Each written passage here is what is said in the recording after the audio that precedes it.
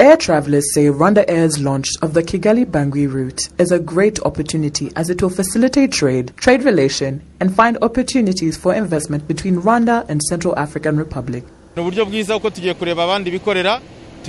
This is great because it gives us the opportunity to look at other private companies in the country and talk about what we can do together, whether it's business or other ventures. Our hope is for such chances to continue to open so we may continue to expand our operations.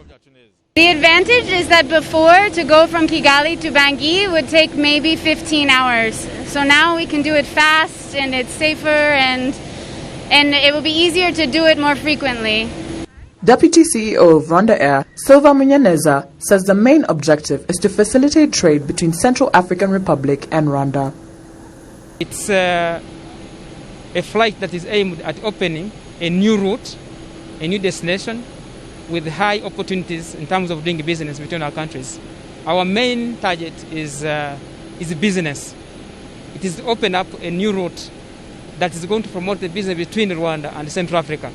So, despite these challenges, we hope and believe that this is going to cement the relationship between our country and the Central African Republic, and it's going to promote economic development, not only between Central Africa but within the African continent.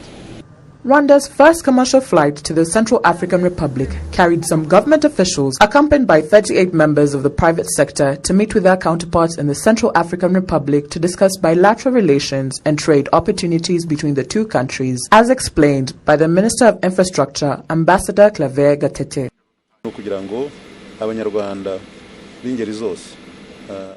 This is done in order to facilitate movement of all Rwandans in the private sector and other private travelers to easily get to the Central African Republic, creating opportunity for one to organize travel and see what they can do to increase productivity. This shall strengthen our good bilateral relations with the country while helping travelers to easily access the African market under the newly enforced Continental Free Trade Area. RwandAir is opening the doors to more trade between Central African Republic and Rwanda, especially since the country does not have many flights. There is also enough security in the country thanks to the presence of our troops. Now, still on the same topic, right after RwandAir's arrival in Bangui, the Rwandan delegation was received in office by His Excellency Faustin Archange Touadera. Gabi Muvunyi continues. 1:30, Rwanda's maiden flight landed at Mpoko International Airport in Bangui, the capital of Central African Republic. The flight was welcomed by a water salute symbolizing the official opening of the route.